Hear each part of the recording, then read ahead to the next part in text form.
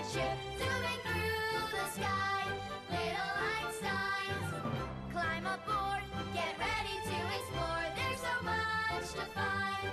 Little Einsteins, come on, let's go. Little Einsteins, we need you. Little Einsteins, yeah!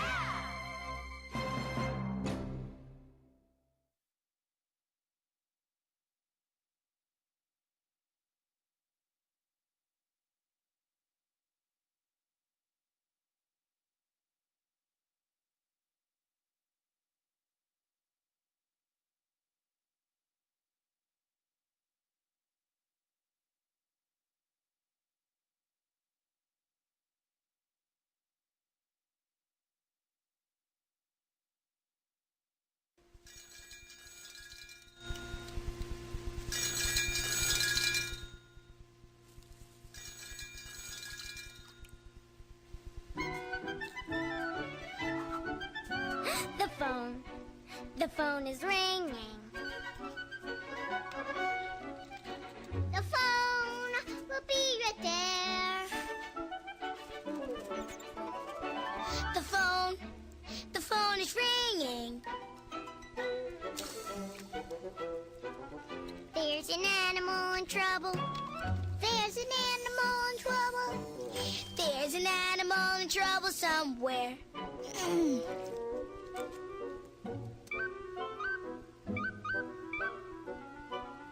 Listen! It's a baby bird, or two, or three.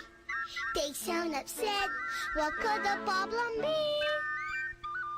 It's three baby birds, and their nest is broken. They have no home.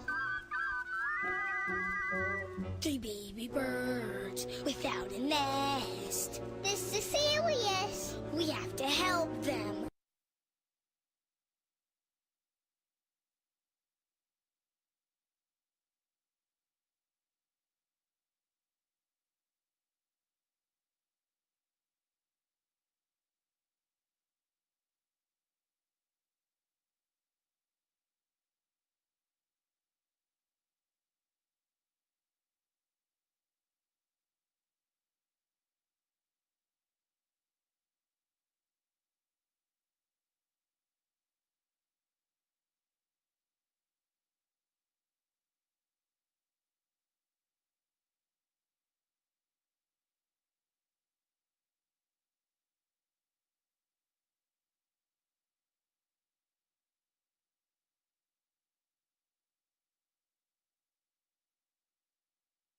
Calling all Umis! Team Umi Zoomy! 1, 2, 3, 4, Umi! Zoomy!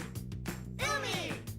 Umi, Zoomy, Umi, Zoomy! In a world that's not so far away, Umi City, you can count on us to save the day. Umi, Zoomy, Umi, Zoomy! We can measure, build it together. You can help us, you're so clever. We've got mighty math powers. You can call us any hour! Ba-ba-da-ba-ba.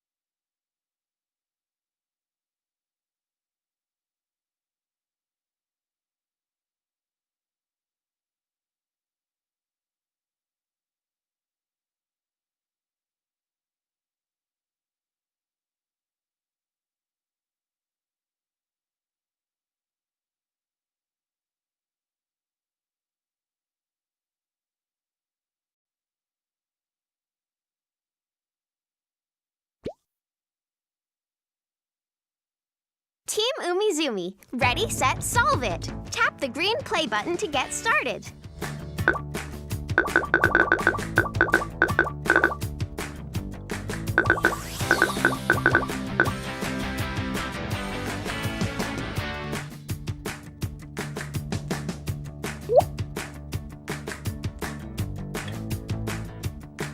Want to play Umi games in the park? Let's go! All right, Umi friend. Drag the Umis next to their matching bubbles. When you're done, tap the green arrow.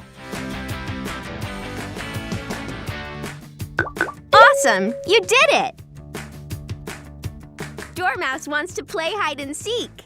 He's hiding behind the rectangle leaf. Umi-rific! You found Dormouse. These babies got separated from their mommies. We need your help to get them back together. Drag each baby to the space next to its mommy. Then tap the green arrow. Way to go, Umi friend! We're bird watching. Tap on the bird that's different. Woohoo! You figured it out! It's picnic time. But where's Geo? Tap on him. Super! You found Geo! Now let's feed each animal their favorite snack. Drag the food beside them, then tap the green arrow. Awesome! You did it! There's a cat stuck in a tree and she needs your help, Super Solver. Let's go! Tap on the Umi who could use extendo legs to save her. Nice job, bot! Aw, bunnies! Tap on the one with the longest ears. Great measuring! The wind is perfect for kite flying. Help the Umis find their kite. Tap on the Umi's kite. It's different from the others. You got it! It's almost time to go home. How will the Umis leave the park? Tap on it. Umi car! Great job, Super Solver! Now let's crazy shake! Tap the green button to play again.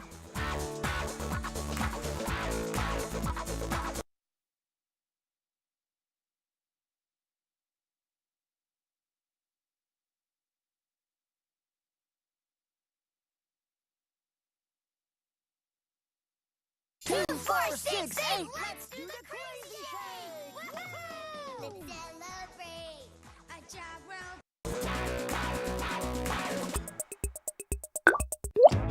All right, Umi friend. Drag the Umis next to their matching.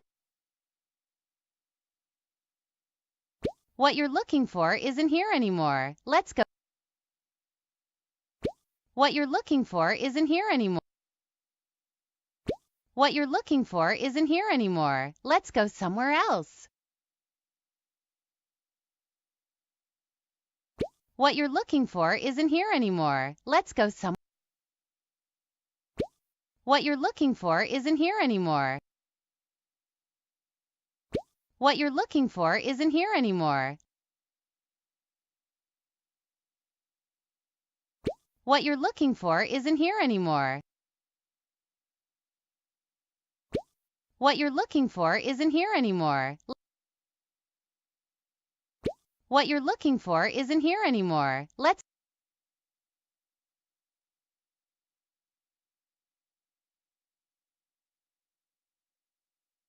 What you're looking for isn't here anymore. What you're looking for isn't here anymore.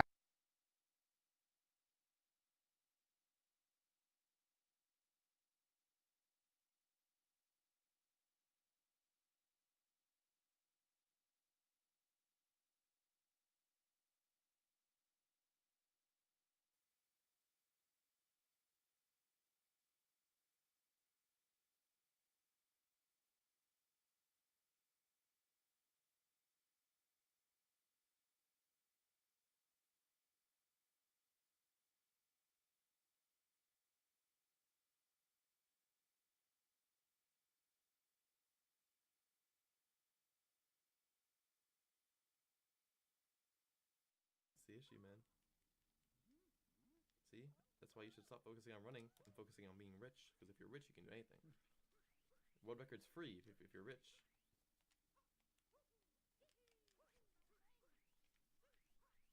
I started another run for some reason. And before, this is like a 106. Alright, I'm doing another run. What kind of potential do you think I have? To be honest, I haven't watched a run of yours all the way through, Spike. What kind of potential do you think I have? To be honest, I haven't watched a run of yours all the way through, Spike.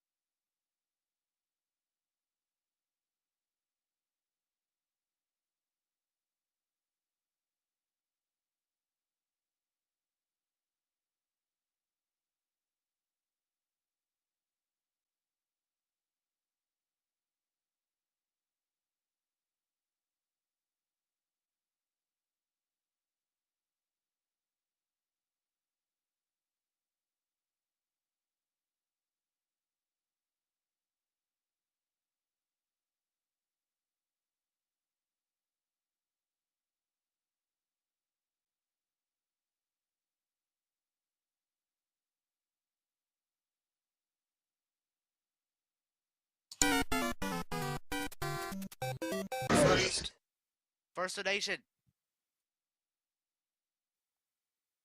What?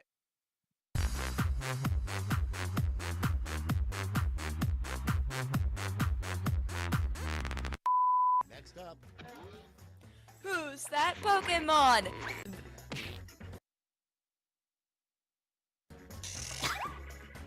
It's Pikachu. Ah, I hate it. Hi there, apostrophe. Nope. Sorry, but no.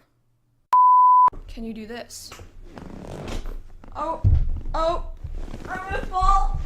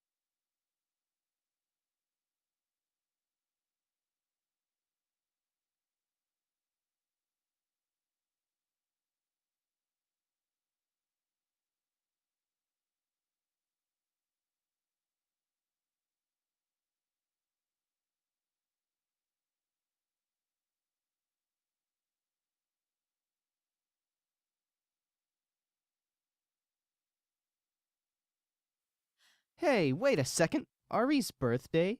You made this video last year. Yeah. It's late April, so you know what that means. Taxes! And Ari's birth. I made a birthday video last year, but you don't just celebrate a birthday once when you turn 1, and then never again. We'd all forget how old we are. Ari can't count, so I'll keep track for him.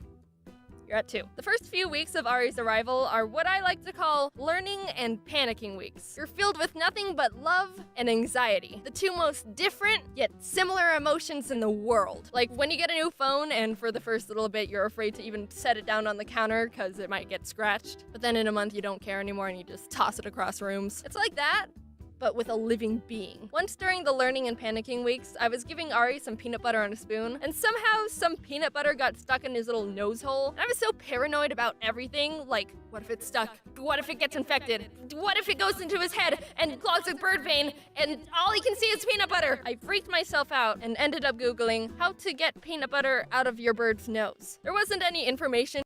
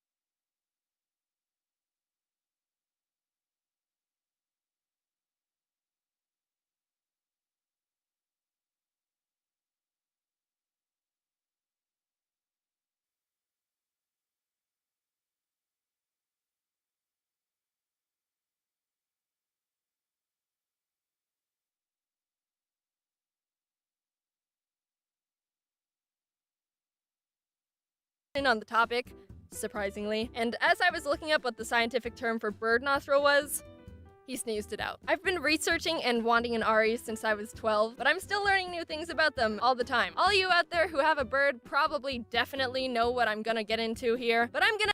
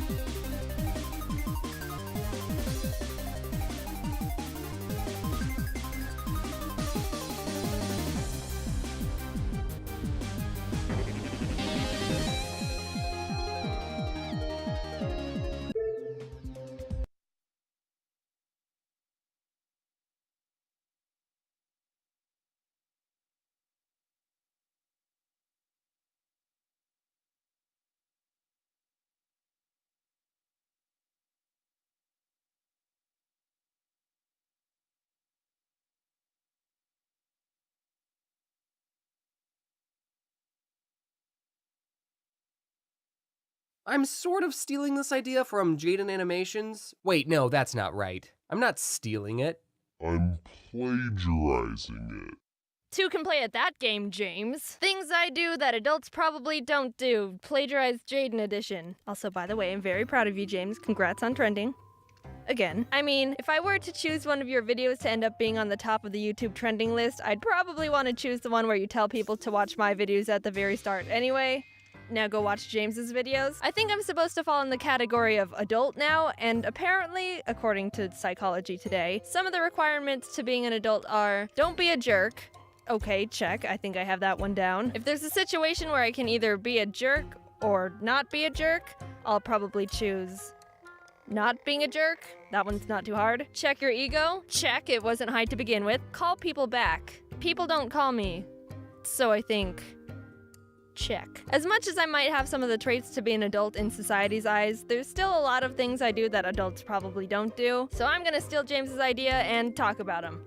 James just told me he kinda hates that video because it's old, so go and watch it and tell him, yeah, it's pretty old. I do this weird thing I like to call the perfect bite, trademarked. Basically, when I'm eating, I can't just be a normal person. That's the gist of it. What I do is, after I sit down with a meal, I'll analyze it before I actually start eating. I'll look for a potato chip that's the best size, a vegetable that has the right amount of seasoning, an area on a sandwich where the ingredients are at perfect ratio with each other. I'll find where the best bite would be, and not eat it. I'll start eating where the second best bite is. Second best, wouldn't you? No, I already know what you're gonna say. When eating perfect bite TM style, you can't start off eating the most absolute perfect bite. That's how you ruin everything. You don't want to ruin everything. You start with the second best and work your way around the best so you can finish the meal with the perfect bite. Boom, it all comes full circle. Start off with the almost best bite, end it on the perfect one. A good summary of the entire meal. I don't want to end on an unsatisfying bite. That would just make me disappointed and sad. I don't know of anyone else who does this. I don't even know how I started doing it, to be honest. I've always eaten food this way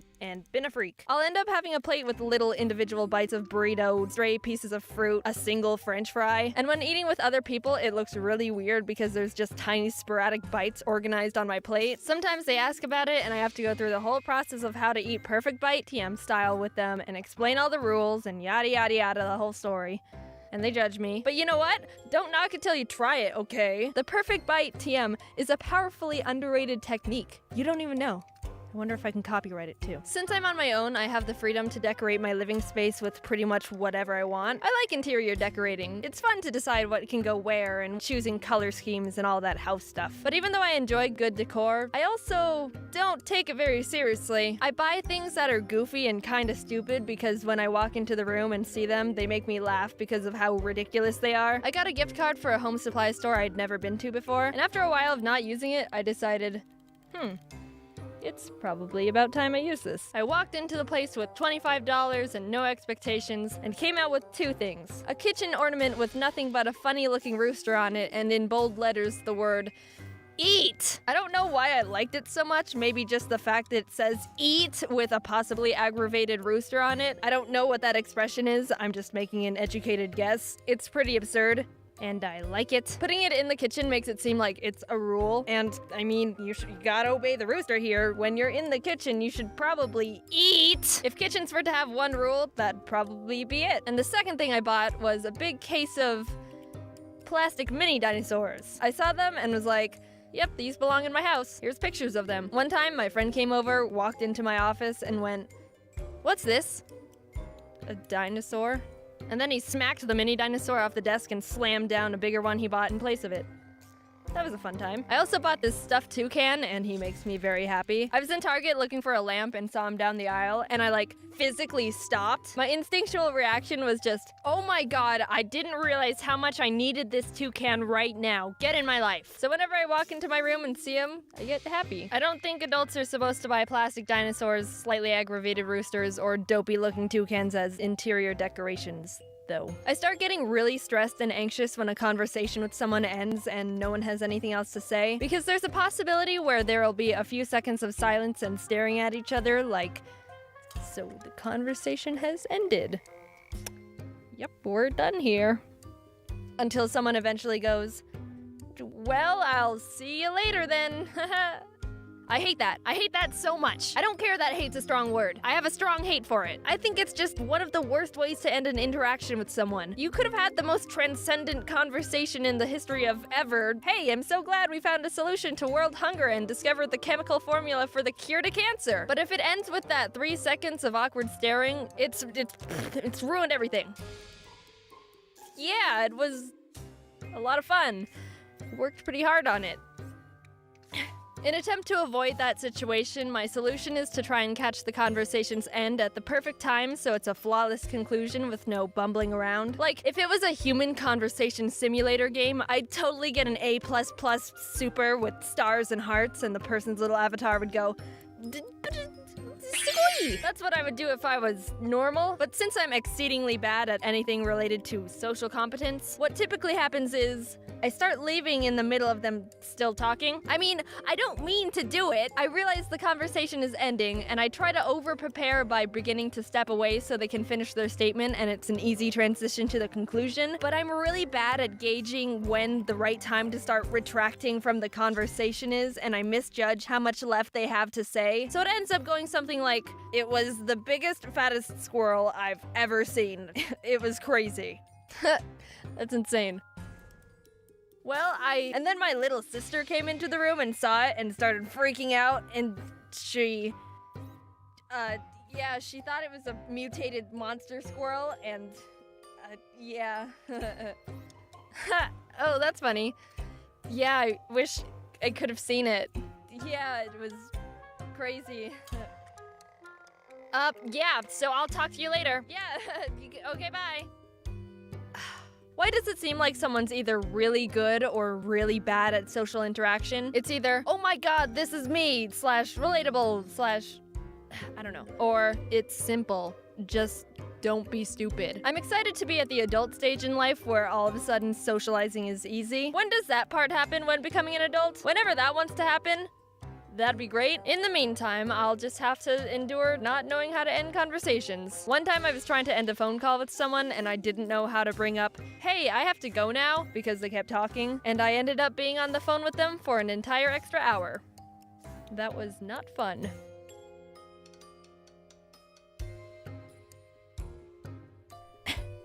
Anyway, so I don't know if you could tell, but this video I actually tried something different. Ever since I started making videos, I've always just done everything myself, and I've been adamant to stick with that. I want a certain feeling from my videos. Sometimes I feel like everyone's always trying to get to the top, business or fame or whatever wise, and I kinda just want to stay homemade. Well, to a certain extent. I still want to make smart decisions for my future and career. If I start employing people or becoming a business or working with big companies, I worry I'll lose that everyday average person just making videos and being normal feeling that I want to have. But for the last year, it's been kind of rough. I don't have a set upload schedule, but I do have a mental goal to post an animation every 2 weeks. And when I set goals, I have to hit them or else I'm extremely hard on myself. Well, I'm always hard on myself. Sometimes I'm disappointed in myself when I don't exceed a goal I hit. Like, I'll hit it, but that won't be enough for me. It's stupid, and I can never just be happy with myself. But anyway, I started realizing I wasn't doing anything else other than working just to have enough time to get a video done by my deadline. I wasn't hanging out with friends, my family. I wasn't doing anything else because I never had free time to spare. And it kind of hit me like, yeah, I'm posting videos, but I'm pretty sure I should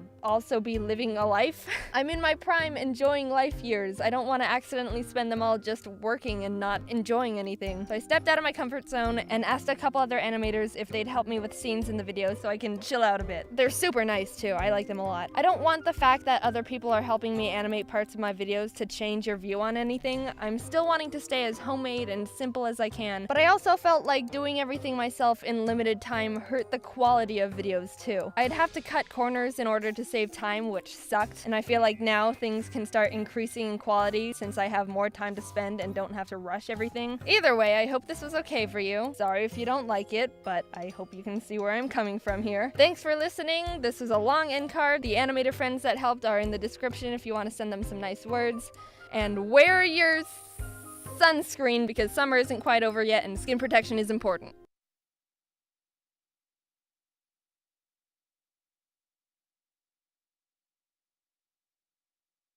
Oh, so that means we have to start the video. We have to give it like an introduction. Okay. You have to do that. Hey everyone, welcome back to it. Oh, that was bad. What's going on, everyone? This is your boy, The Odd Ones Out, back again with another crazy video. I'm here with Jaden Animations and Something Else YT.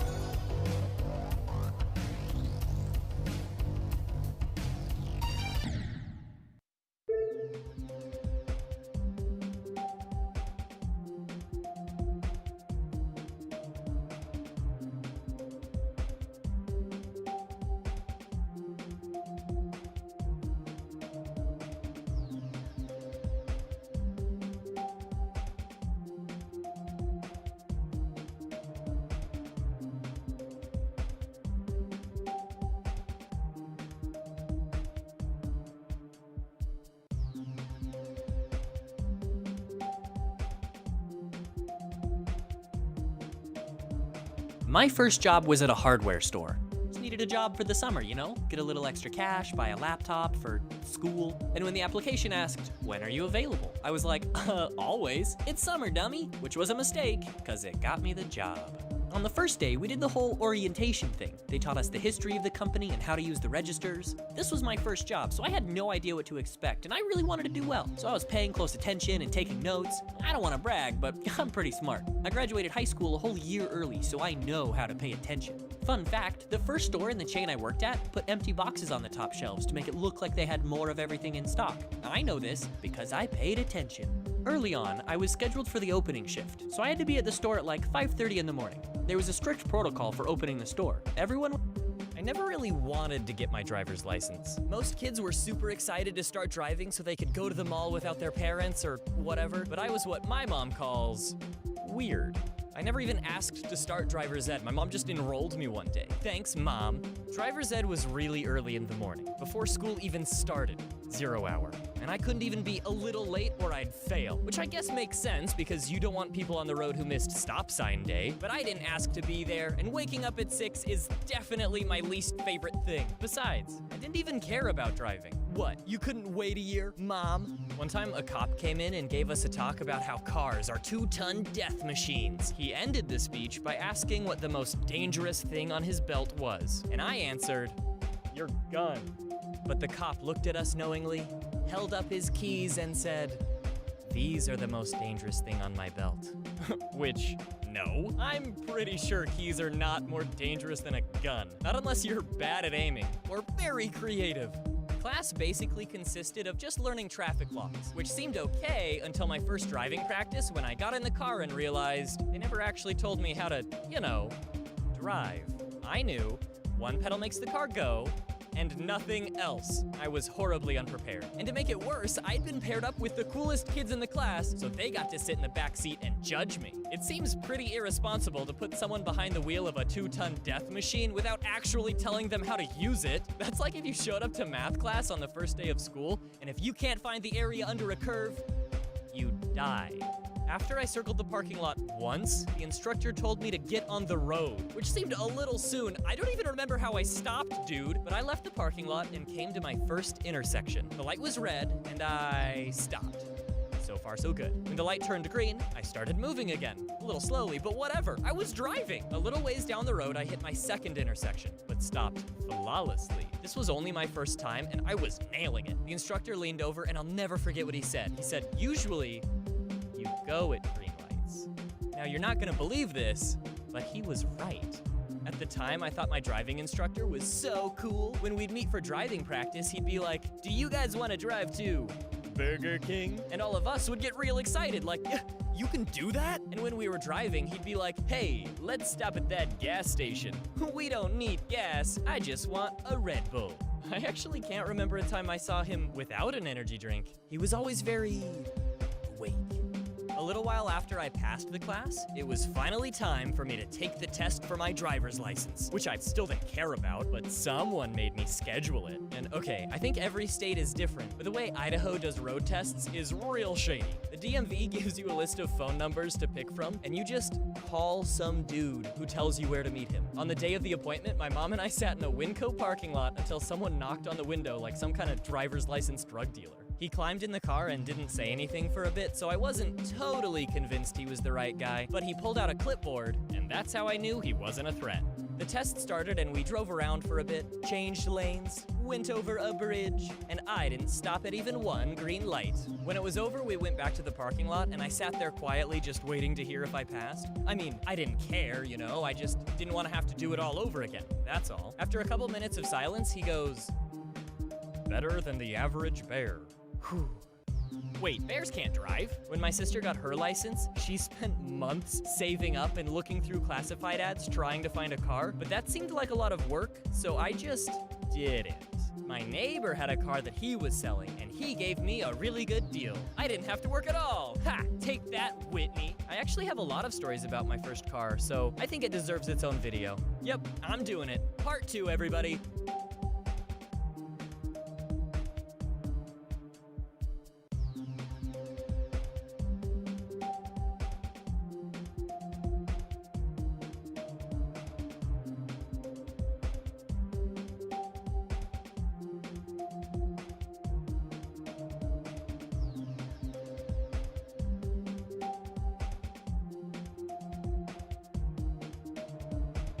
I never really wanted to get my driver's license. In my old apartment, I lived alone, and I had a pretty set routine for getting ready in the morning. After I took a shower, I'd always hang my towel up in exactly the same spot so that the next day I'd know where it was. But one day, I took a shower and my towel wasn't where I always put it. It was hanging on a hook that I had never used, because if you hang a towel on a hook, it won't dry properly and start to smell. So that was weird, but there's a first time for everything, so I went to work and didn't think much of it. That night, I made dinner, and while I was cleaning my dishes, I noticed that my drying rack was rotated 90 degrees, which also didn't make sense because it wouldn't drain if it wasn't angled toward the sink. So either I was going crazy or someone was coming into my apartment while I was at work. Remember, I lived alone. The landlord is supposed to give me 24 hours notice before entering, but an old tenant could have a copy of my key. Any number of people might have access to my apartment. I know I didn't put my towel on that hook. I know I didn't rotate the drying rack. So on the slim chance that someone was intruding, I plugged a webcam into this really tiny computer I had laying around and hid it. If someone came in, the camera would detect the motion and take a picture. I expected the pictures folder to be empty when I got home from work the next day, but when I plugged the tiny computer into my TV, I was greeted by a screen filled with image files. I immediately clicked the first one, and a second or two later, the image viewer opened, showing me a grainy view of my kitchen and entryway. I pressed the arrow key, and a second or two later, the next picture loaded. This little computer was excruciatingly slow, so I just kept hitting the arrow key, and one by one, each snapshot showed for a few seconds before moving on. At first, I was worried by the sheer number of pictures it had taken, but I realized that the motion it had detected was just shadows changing during the day. So I kept going, one by one. There were a ton of pictures to go through, and I wanted to see all of them. That's when I noticed the front door start to open and a dark figure come into the entryway just around the corner from the camera.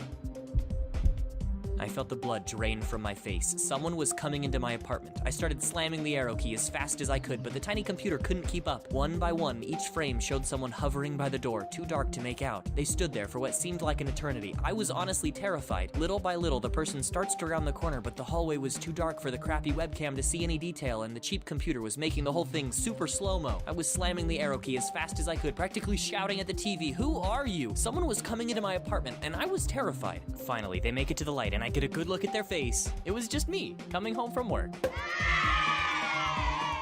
Now, I think we've all had those moments where something isn't where you remember leaving it, and you think, did I put that there? The only difference is, not everyone has a motion-sensitive webcam just laying around.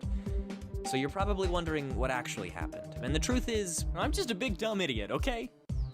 Thanks for watching. But now I have something real serious to talk to you about. I recently...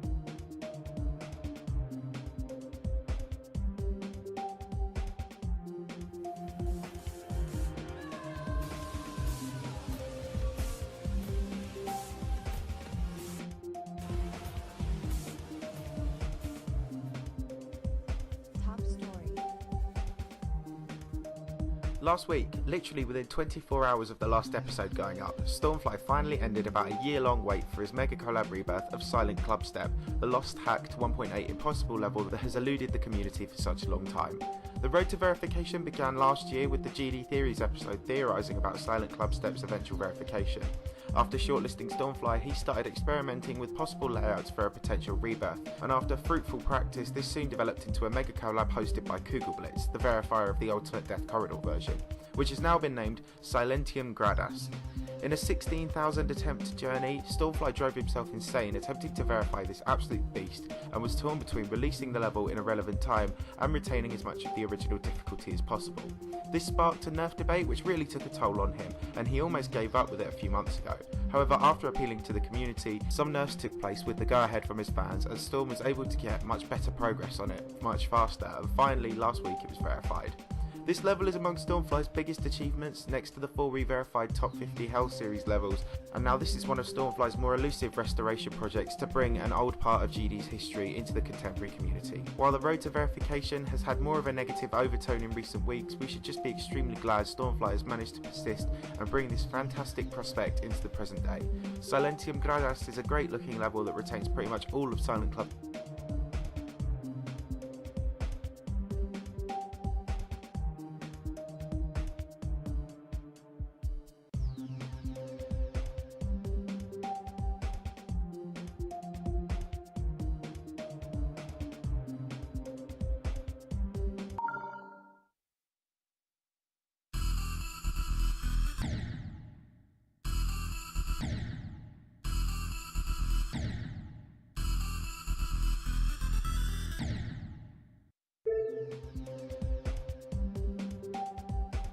Gameplay, and it's out now, so you should go and play it.